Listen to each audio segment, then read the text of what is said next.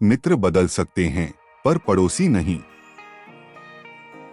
मैं यहाँ वादे लेकर नहीं, इरादे लेकर आया हूँ। निरक्षरता और निर्धनता का बड़ा गहरा संबंध है। मैं मरने से नहीं डरता हूँ, बल्कि बदनामी होने से डरता हूँ।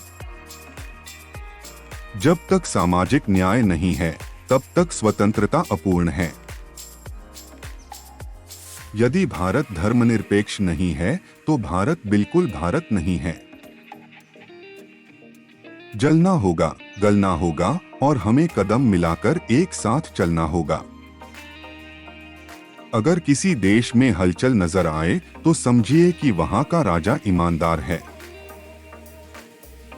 मुझे अपने हिंदुत्व पर अभिमान है, किंतु इसका अर्थ यह नहीं है कि मैं मुस्लिम विरोधी हूँ। कोई हथियार नहीं, बल्कि आपसी भाईचारा ही सभी समस्याओं का समाधान कर सकता है। मेरे पास ना परदादा दादा की दौलत है और ना बाप की। मेरे पास सिर्फ मेरी माँ का आशीर्वाद है। मैं चाहता हूँ कि भारत एक महान राष्ट्र बने, शक्तिशाली बने, संसार के राष्ट्रों में प्रथम पंक्ति में आए। भूखमरी ईश्वर का कोई विधान नहीं है, बल्कि यह तो मानवीय व्यवस्थाओं की विफलता का परिणाम है। कश्मीर से लेकर कन्याकुमारी तक फैला हुआ यह भारत एक राष्ट्र है, अनेक राष्ट्रीयताओं का समूह नहीं। पृथ्वी पर मनुष्य ही एक ऐसा प्राणी है जो भीड़ में अकेला और अकेले में भीड़ के होने का अनुभव करता है। इतिहास में हुई गलती के लिए आज किसी से भी प्रतिशोध लेने का समय नहीं है, लेकिन उस गलती को ठीक करने का समय है। हम अगर देश में राजनीतिक और सामाजिक अनुशासन पैदा करना चाहते हैं, तो उसके लिए भ्रष्टाचार का निराकरण आवश्यक है। लोकतंत्र बड़ा नाजुक पौधा है।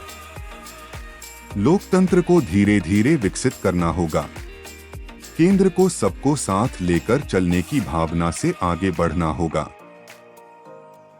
देश में जो भेदभाव की दीवारें खड़ी हैं, उसका ढहाना जरूरी है। मानव और मानव के बीच भेदभाव को मिटाने के लिए एक राष्ट्रीय अभियान की आवश्यकता है। जातिवाद का जहर समाज के हर वर्ग में पहुंच रहा है। यह स्थिति सबके लिए चिंताजनक है। हमें सामाजिक समता भी चाहिए और सामाजिक समरसता भी चाहिए। राजनीति काजल की कोठरी है, जो इसमें जाता है, काला होकर ही निकलता है। ऐसी राजनीतिक व्यवस्था में ईमानदार होकर भी सक्रिय रहना, बेदाग छवि बनाए रखना कठिन हो गया है। देश एक रहेगा तो किसी एक पार्टी की वजह से एक नहीं रहेगा, किसी एक व्यक्ति की वजह से एक नहीं रहेगा, किसी एक परिवार की वजह से एक नहीं रहेगा।